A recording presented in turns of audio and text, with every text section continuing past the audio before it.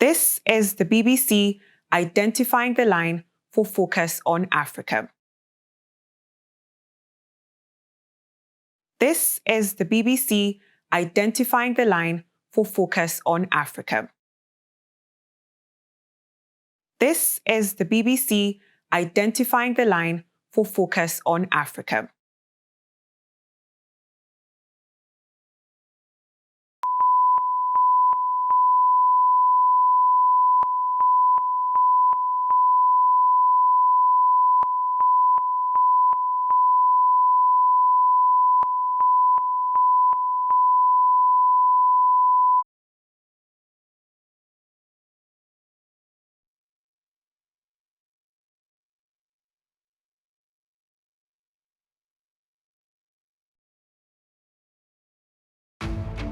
Coming to you live from Nairobi, this is Focus on Africa on BBC News. Our top stories.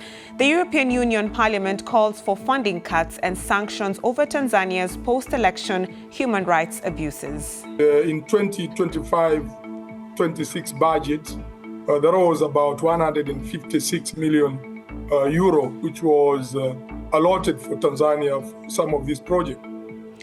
Elsewhere, the daughter of former South African President Jacob Zuma resigns as a member of parliament after claims that she recruited men to fight for Russia in Ukraine. The national officials have accepted Comrade Duduzile Zuma-Sambuda's decision to resign and support her efforts to ensure that these young South Africans are brought back safely to their families.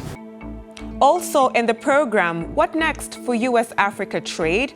We speak to Pamela Cook-Hamilton, the Executive Director of the International Trade Center, to understand what the future is for African countries after the expiry of the trade partnership with the United States. Those countries have benefited enormously over the last 25 years and have built whole industries on this.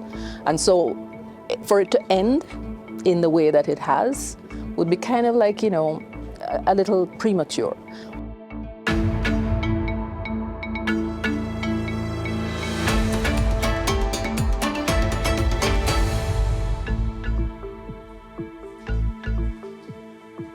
Many thanks for joining us on Focus on Africa. I'm Rhoda Odhiambo. Now we begin in Tanzania, where its relationship with Europe is under intense scrutiny. On Thursday, the European Parliament voted overwhelmingly to cut funding to Tanzania. They're now calling for an independent investigation into alleged killings and mass graves, while also considering targeted sanctions on senior officials. The move comes in response to what lawmakers describe as widespread human rights abuses following last month's election. They say the vote was neither free nor fair, citing mass arrests, enforced disappearances and media restrictions. Tanzania's Foreign Affairs Minister Tabit Kombo said that the country has taken note of the European Parliament's vote and has instructed its ambassador in Brussels to hold further consultations with European Union institutions to preserve dialogue, stability, and development cooperation. Tanzania's October polls were sharply criticized by observers from the African Union and the Southern African Development Community, who cited irregularities and the exclusion of key opposition figures. The EU was not invited to send an observation mission. The European Union is one of the development partners, and there is an annual action plan for financing some of the development projects in Tanzania. And in 2025-26 budget, there was about 156 million euro, which was allotted for Tanzania for some of these projects. So it is one of those long-standing development partners to Tanzania, chipping into the national budget every financial year. So what sort of impact will this have on the country and the development projects that you've said are currently going on between the partnership between the Tanzanian government and the European Union? Unless the anticipated, outage of these funds is expanded to other forms of development funding from EU, that will have a bigger impact. But the one which is looking to be stopped is making just 0.75% of the budget, Tanzanian budget 2025-26. And for this matter, therefore, 0.75% of a budget is not a big amount to be missed, and the government is already prepared to bring in a replacement from the local sources. And therefore, it's not going to be expected to harm much onto the national, plans, development plans, unless this becomes a bigger blanket, removal or stoppage of aid from the EU Union in general. Do you foresee the Tanzanian government, for instance, taking part in some of the conditions it put out for releasing the political prisoners, dialoguing with the opposition to sort of find out what really happened before, during and after the election? Now, the government of Tanzania is saying that as a development partner, EU should have called Tanzanians, listened to them, those who have accused the Tanzanians, and then listen to what Tanzania has to say before it can give out its resolution as they have done.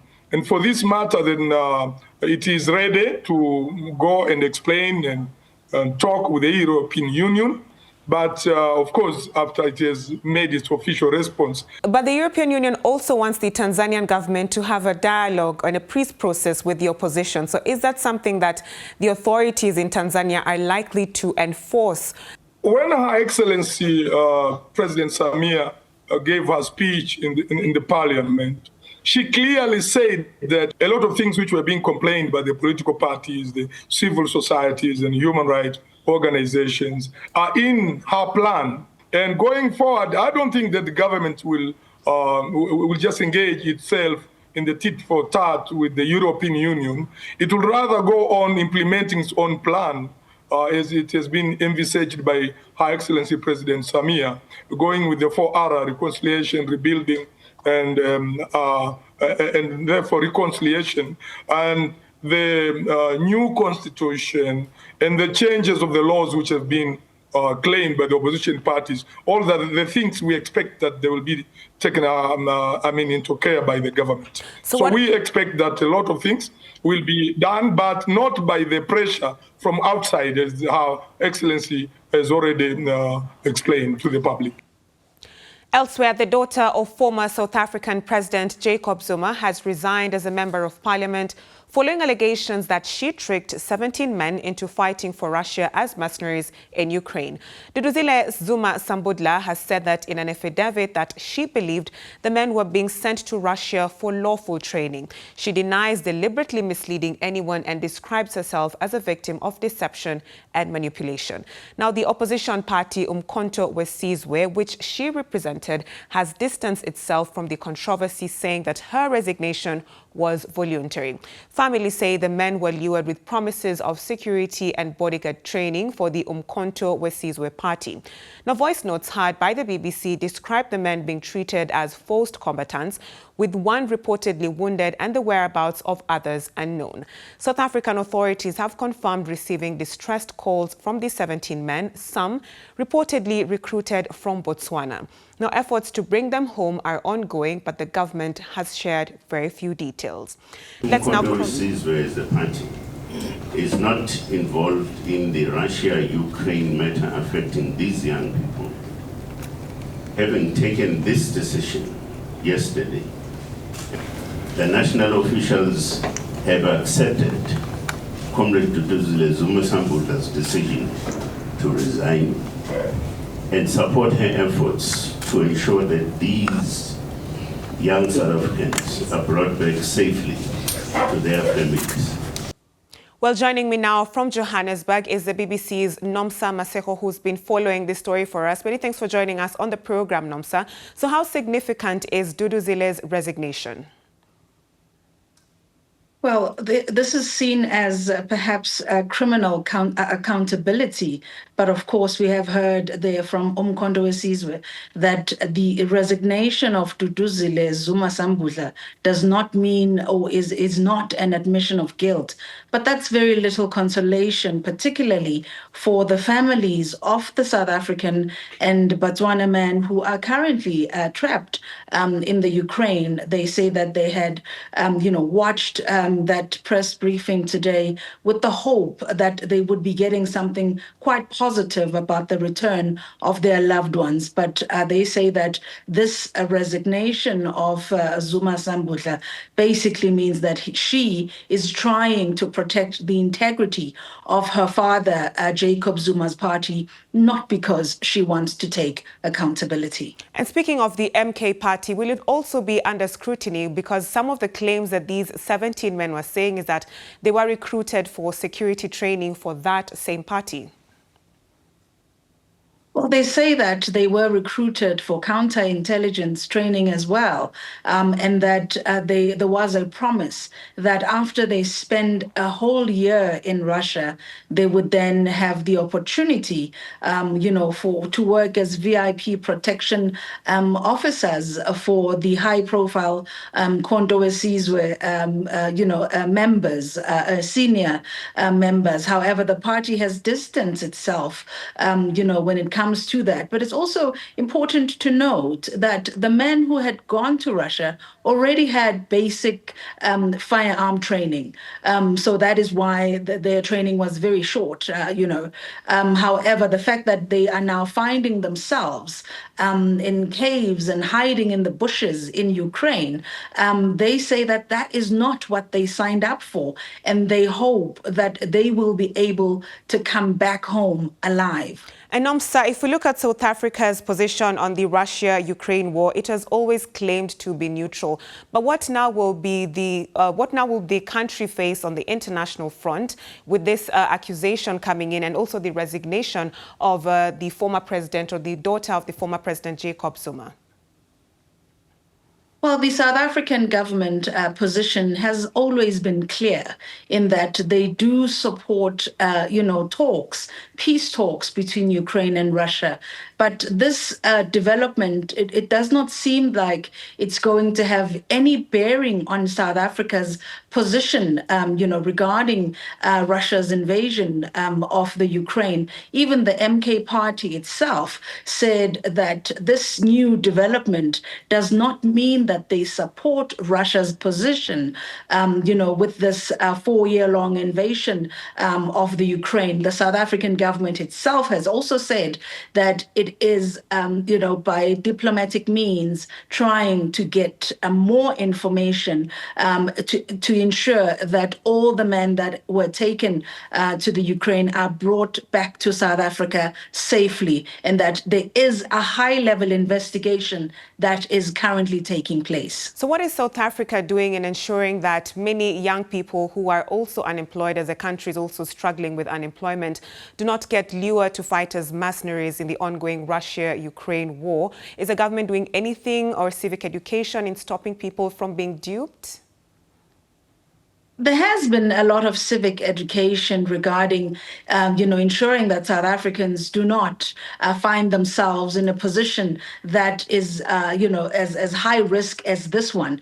At some point, when the war started 4 years ago, the South African government did even say that anyone who would go and as a volunteer or as a mercenary or anything like that would face criminal charges on their return back home. So there's still, I believe that still stands, and that South Africa's position has not changed in that regard. Well, many thanks for joining us on the program. That's the BBC's Nomsa Maseko. You're watching Focus on Africa on BBC News, and here's what's still to come on the program. We take a look at how beekeepers in Zambia are embracing sustainable incentives to boost local forest conservation.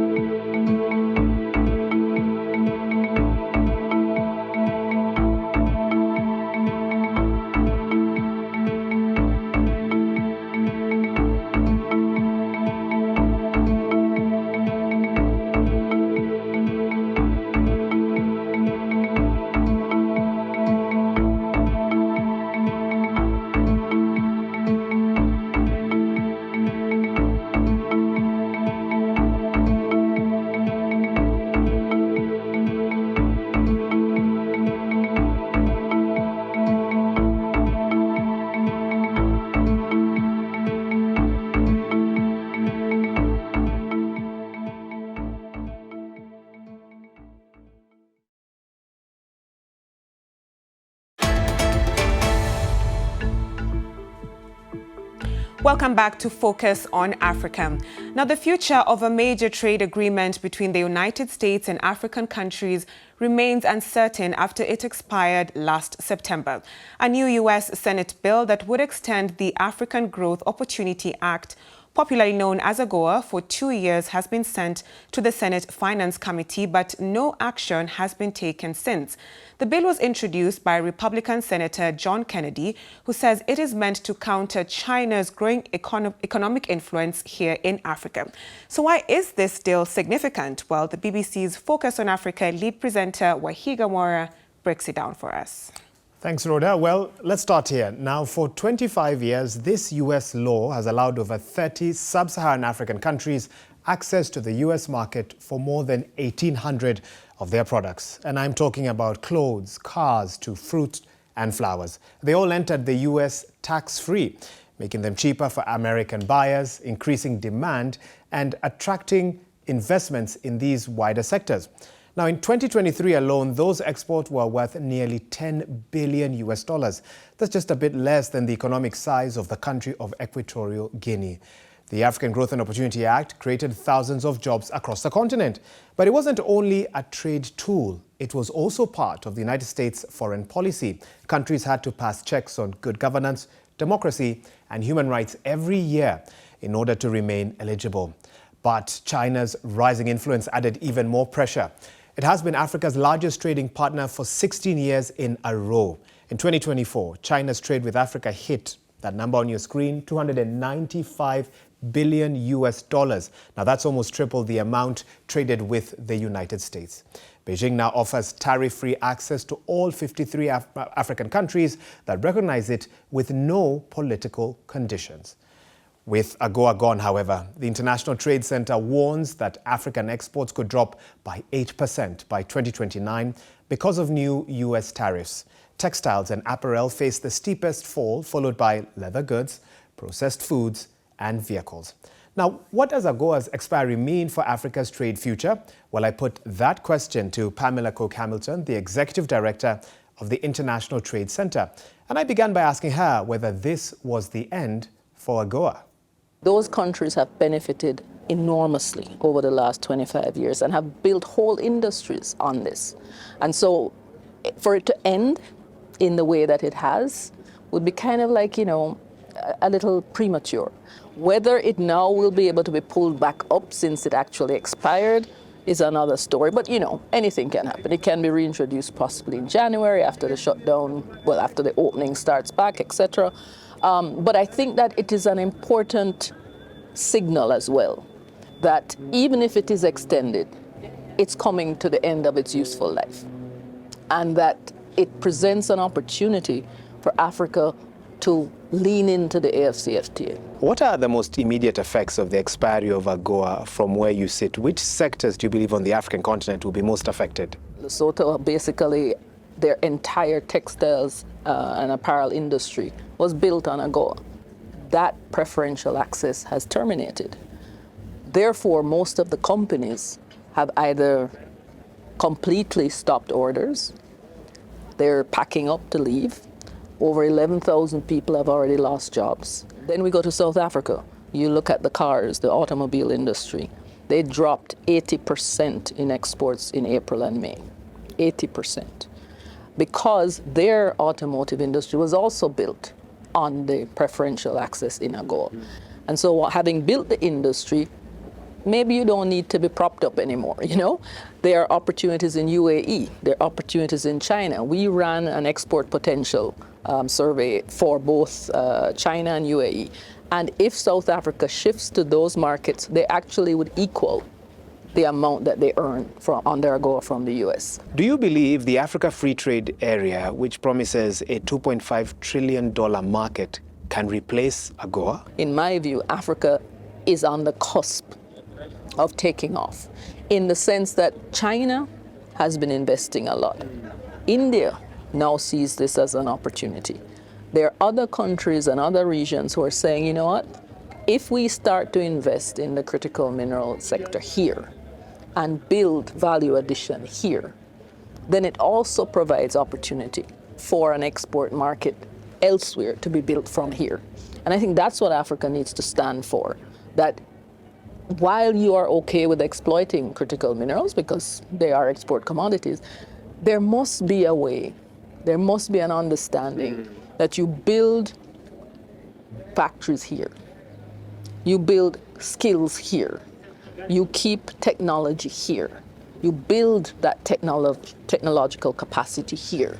That way, you have 60% under 25, 70% under 35.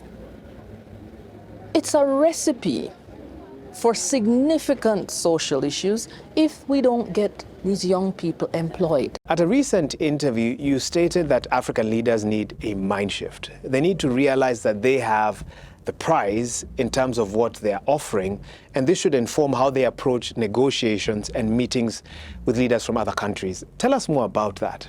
The greatest search now is for critical raw material. Everybody. Policies and entire governments and regions are basing their foreign policy on access to these materials. Which continent has the greatest set of resources across the board in the world? Africa. So, who has the bargaining power? This is the first time that the continent as a whole has the opportunity to negotiate as a bloc with respect to something that is critical for the future of climate change, future of industry, the future of new electronics, etc. Now, by nature, bees are essential for the maintenance of our biodiversity. Not only are they master pollinators, they also provide populations with food and other byproducts. For many farmers, they are an important source of income. But in Zambia, beekeepers are embracing sustainable incentives to boost local forest conservation. Here's Elaine Chong with that report.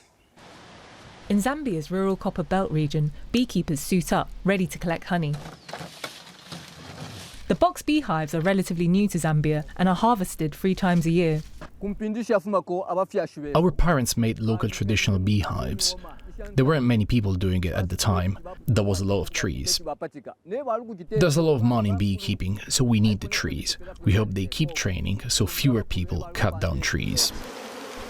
The honey is sold commercially, providing beekeepers with an alternative livelihood to charcoal production or clearing forests for agriculture. Bees need intact forests to pollinate flowers, so beekeepers have become conservationists to make an income. We used to be involved in traditional beekeeping and we cut down trees. The difference now is that we are preserving trees. Bees now continue to get the flowers they need to make honey. So we have seen that by conserving trees, bees have plenty of trees to make honey. Deforestation is a serious concern in Zambia. The country lost 11% of tree cover between 2001 and 2024, according to the Global Forest Watch. Mama Buchi is one of the 3 main honey businesses in Zambia. They give up to 20 beehives per family and have handed out around 120,000 beehives since 2010. Forest destruction has been a real problem over here. I remember when I first came here, the forest was 67% of the country. Now I think we're down to 60%. And our beekeeping and our model is fighting against that. We've been in the bush recently, we've seen so many hardwood trees chopped down, and it's disheartening. But the more beehives that we hand out to local communities, the education that we give them, they begin to understand that chopping the trees down and making charcoal is really not great for the forest at all. The company pays cash for the honey from 10,000 beekeepers. Each hive produces about 8 kilograms of honey per year, and beekeepers get paid about $1 per kilogram. As a value chain, honey is exceptionally important. And if we go back a decade or a bit more, almost all the honey, it was much less than it is now, but almost all of it was being done with traditional management, which basically involved bark hives and often cutting down tree. They would just find honey colonies in a hollow tree, and they would just cut the tree down, smoke it out and cut it down. That has almost completely been replaced now by management through portable hives that various NGOs have introduced and worked with local people to train them how to use them. And so that's been a massive improvement, because now you're not cutting down trees or killing trees by debarking them in order to get your honey. Elaine Chong, BBC News. And NASA is set to release new images of an interstellar object called 3I Atlas, which astronomers have determined is a comet, probably even older than our solar system. The object was first spotted in July by an asteroid alert system in Chile and has been closely tracked by astronomers ever since. Well, that's all the time we had for you on today's program. My name is Rhoda Odhiambo. We'll see you tomorrow.